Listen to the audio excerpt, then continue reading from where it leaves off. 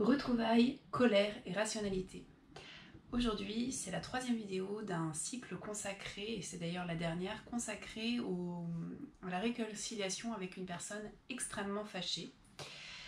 Alors, ce titre, il est un peu pot pourri, et on va voir que pourtant, ces trois ingrédients, c'est-à-dire l'ingrédient retrouvailles, puisqu'au final vous provoquez quelque chose, peut amener à de la colère, et l'ingrédient retrouvailles plus colère doit vous faire chercher un troisième ingrédient qui serait la rationalité.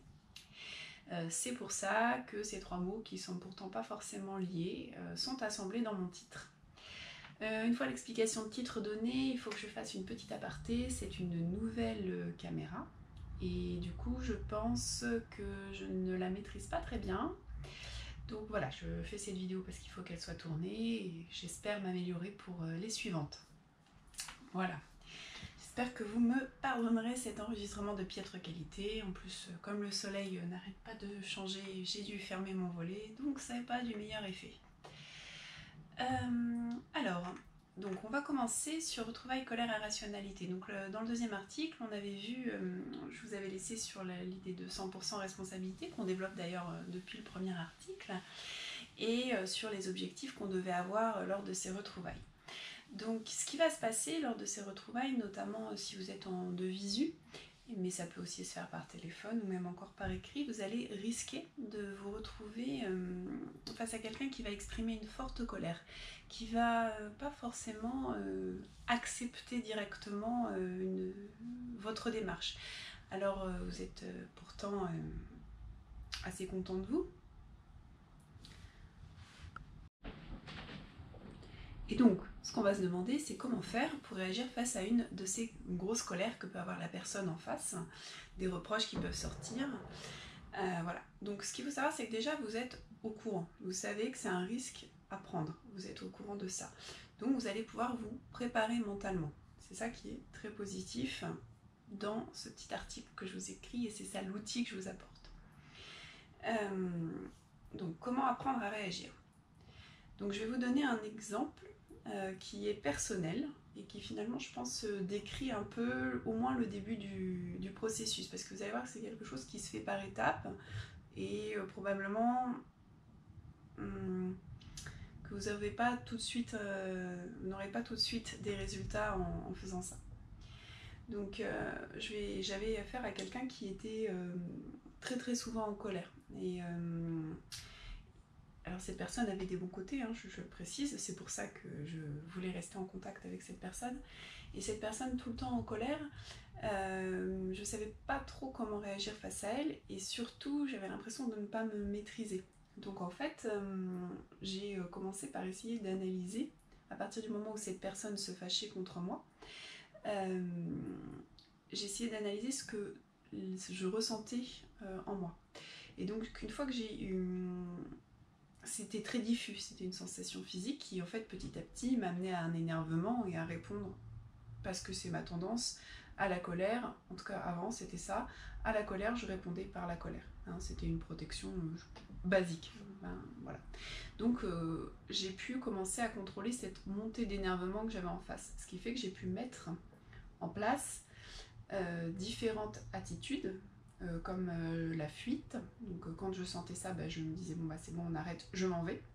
Je partais, voilà, pour éviter l'énervement. Une attitude calme et argumentée, j'ai aussi essayé ça, donc c'est-à-dire me dire bon voilà, je me calme, je respire, je contrebalance les propos colériques face à des arguments. Donc pour différentes raisons ça ne marche pas. Face à quelqu'un en colère, il ne sert à rien d'avancer des arguments. Et puis également le refus, de dire je refuse que tu te fâches contre moi, je refuse de me fâcher aussi, ça ne marche pas non plus. Et puis voilà, j'ai essayé aussi de dire que c'était de la violence et que je refusais cette violence verbale.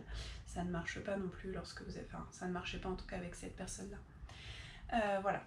Alors, avant d'expliquer comment on peut réagir à la colère, parce que du coup il a fallu que je réfléchisse à d'autres solutions, parce que ces attitudes-là ne fonctionnaient pas et j'ai pas trouvé, avec beaucoup d'essais et de nombreuses années d'essais face à cette personne, je n'ai pas trouvé d'attitude adéquate, il a fallu que j'aille en chercher ailleurs et plutôt des ressources plutôt dans les livres. Donc avant même de détailler ce que j'ai découvert sur la colère, qui finalement est assez bref mais utile, je vais revenir sur la nécessité d'analyser votre état. C'est-à-dire que souvent, vous savez, le cerveau est divisé en 3 parties, on va dire le reptilien, le limbique et le néocortex.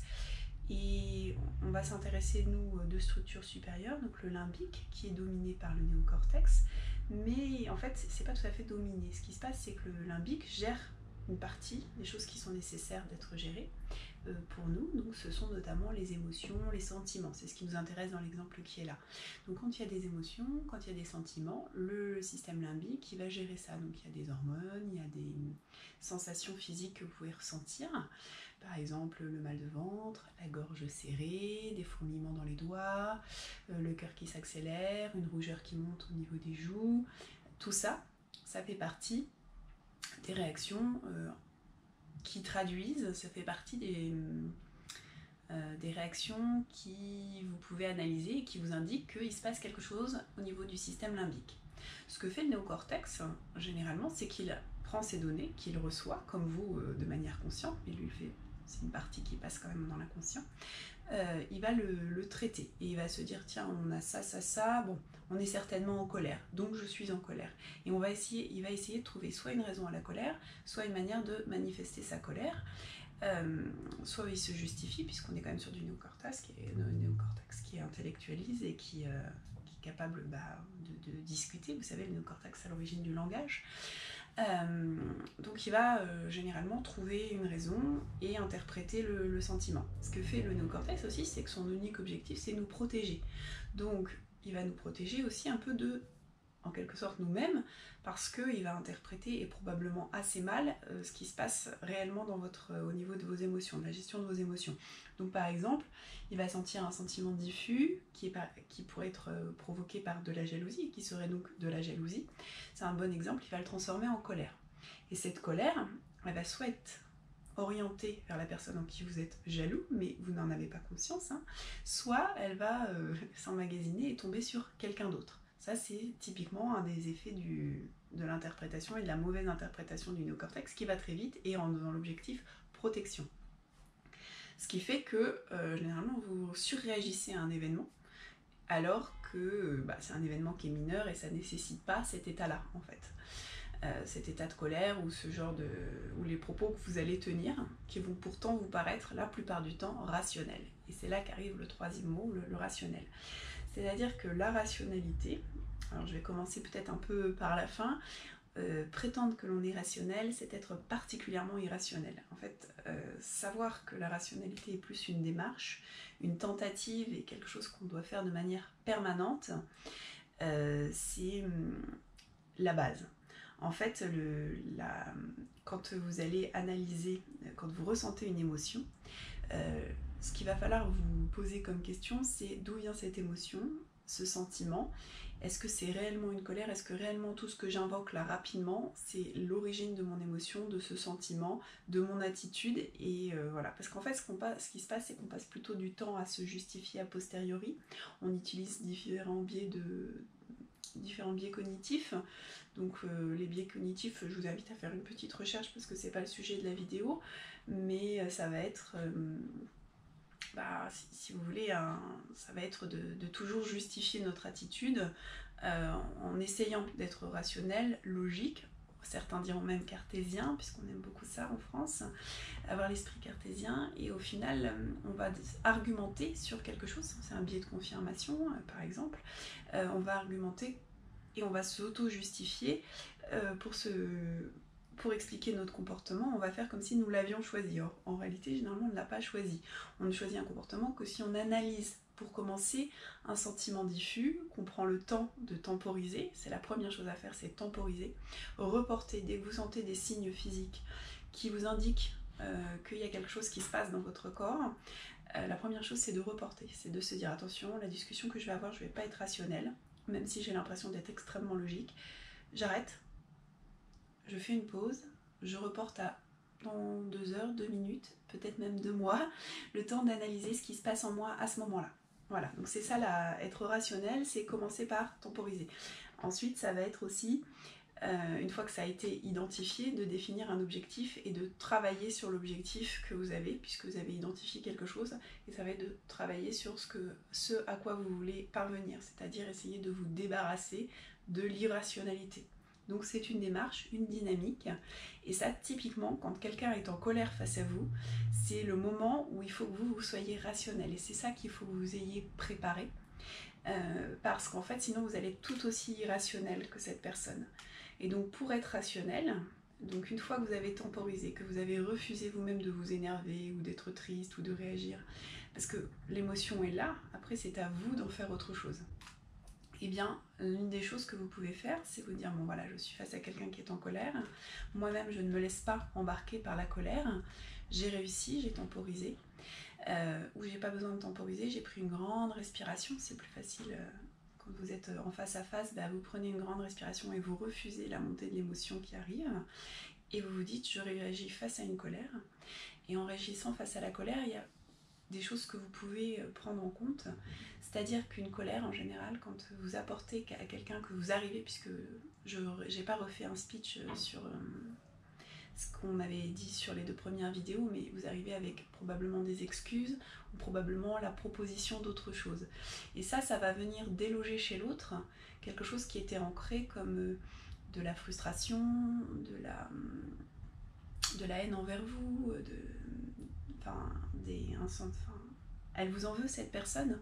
Donc tout ça en fait, ça va être délogé par ce que vous apportez. Ça va pousser ce qu'elle a à l'intérieur d'elle, donc tous ses sentiments, entre autres la frustration, et tout ce qui n'a pas été dit, les non-dits, vont pas savoir où aller, donc ils vont avoir besoin de sortir, de s'exprimer. Ce sont des émotions, donc ils bougent, hein, ça fait partie de la racine du mot. Donc les émotions sont faites pour être vécues, bougées, et elles bougent. Donc en fait, cette colère-là, elle est normale, puisque vous êtes en train de déloger quelque chose à l'intérieur de la personne, et bien ça va ressortir. Et cette personne, elle va le déverser sur vous, c'est normal, vous la prenez au dépourvu, elle n'est pas forcément la même gestion des émotions que vous désormais. Donc, quand vous êtes face à cette colère, vous pouvez commencer déjà en sachant ça, prendre un peu sur vous. Donc, ça vous aide un peu plus. Et là, il va falloir réagir. Et moi, ce que je comprends de la colère et de ce que je vois de la colère, ce qui fonctionne le mieux, ça va pas être d'engager une discussion rationnelle, mais ça va être de dire, écoute, je fais le constat de ta colère, je vois que tu es en colère, et voilà. Peu importe ce que ça vous fait à vous, la personne elle s'en fiche, hein. Quand elle est en colère, elle est en colère. Et vous, c'est pas son problème. Donc elle est en colère, vous le faites le constat, vous dites, du coup ça entraîne un comportement, et il faut aller assez vite, alors peut-être que c'est pas la phrase idéale, mais l'idée est là, c'est du coup tu cries, vous faites le constat d'une attitude qui paraît un peu inadaptée, et vous l'attribuez, cette attitude, vous dites voilà, finalement, là vous le déresponsabilisez un peu, vous lui dites finalement, cette colère-là que tu ressens, c'est pas vraiment toi, je le sais bien, et en tout cas sache que je sais que c'est la colère qui t'emporte et qui te fait tenir ces propos-là, donc je pense qu'il vaut mieux, en tout cas sache que je préférerais qu'on en discute plus tard, et sache que je reste disponible. Il faut vraiment aller assez vite quand vous dites ces phrases-là. Je reste disponible en tout cas, et en fait en gros vous lui sous-entendez que vous avez bien compris que c'était la colère qui s'exprimait, et vous essayez de vous adresser à l'adulte qui est derrière et qui est bloqué en fait, parce que ça peut être l'enfant capricieux qui sort, ça peut être un adulte irrationnel qui s'adresse à vous. Or il y a un adulte à l'intérieur qui est totalement conscient et qui est un peu dépassé par sa colère. Généralement quand on est en colère, on regrette ce qu'on a dit, on regrette nos propos, et c'est typiquement ça. Vous dites voilà, je sais que c'est peut-être pas vraiment toi qui t'exprime, et en tout cas sache que je reste disponible, et ce que tu as dit là, ça n'a pas d'importance, je reste disponible, et voilà. Et vous interrompez la conversation, vous quittez la pièce, parce qu'il faut aussi que vous vous respectiez vous-même, on l'a vu, c'est important de se protéger. Donc voilà, en tout cas vous essayez de glisser le fait que vous avez conscience que ces paroles déposent probablement ces pensées et que vous savez ce que c'est que d'être en colère et d'être dépassé par cette colère, parce qu'on se sent aussi extrêmement coupable après quand on fait ce genre de crise de colère, surtout quand on a enfin, ou surtout si la personne veut reprendre contact aussi avec vous et qu'elle est prête à passer par-dessus. Voilà, elle peut s'en vouloir ensuite de sa réaction. Donc voilà, on a vu pas mal de choses, même si ça paraît assez court. On a vu ici que la reprise de contact crée souvent un mouvement de colère qui engendre souvent des explications, qu'il faut vous-même avoir bien conscience de ce qui vous anime, faire la part entre irrationalité et rationalité, et que pour tout ça, il faut reconnaître qu'on a des émotions et des sentiments, que ces émotions et ces sentiments, il faut les interpréter par vous-même et pas laisser votre néocortex gérer ça rapidement en mode survie, parce que la survie, au quotidien, ça sert pas à grand chose, ça sert exceptionnellement dans la vie. Ça servait autrefois, hein, c'est hérité tout un système d'évolution et ça a été très très bien. Maintenant aujourd'hui c'est un peu moins utile et du coup c'est à vous de contrer ça et puis de le transformer en autre chose. Également, ça fait partie aussi, dans l'article j'évoque l'instinct de survie et l'instinct de reproduction, parce qu'il y a aussi cet effet-là, c'est-à-dire que si vous n'interprétez pas ce que balance votre système limbique et vous l'interprétez mal avec le néocortex, et bien voilà, vous pouvez avoir c'est l'instinct de reproduction qui s'exprime, et puis finalement vous n'allez pas former par exemple un couple solide. C'est un exemple autre sur la rationalité et l'irrationalité. Voilà, vous n'êtes pas forcément, quand vous êtes en proie à des émotions, à des sentiments, alors que vous pensez être complètement rationnel, et bien finalement vous ne faites pas le mieux.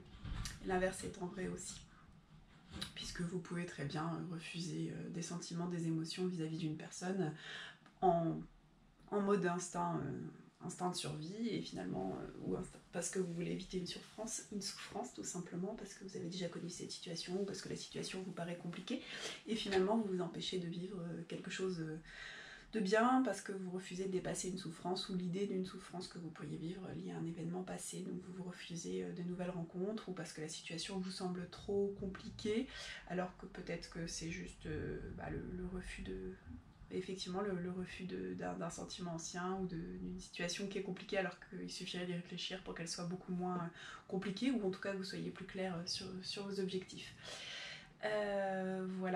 Voilà pour ce que j'avais à vous dire aujourd'hui. Donc bravo, vous avez suivi 3 vidéos, je vous en remercie surtout. Et désolée encore pour la qualité de cette vidéo qui, je pense, va être un peu catastrophique. Et à bientôt, j'espère faire une série sur la lecture rapide. Voilà, puis peut-être ensuite il faudrait que je revienne un peu plus sur une routine priorisée, optimisée, voilà. Et puis ranger, bien sûr, qui est le fondement. Mais là, je suis un petit peu plus sur comment s'améliorer, performer dans les routines en ce moment. Donc voilà, donc je vais faire une petite série sur la lecture rapide, la prise de notes, l'apprentissage à partir d'un livre, qui sont des sujets qui m'intéressent depuis longtemps. Voilà, à très vite.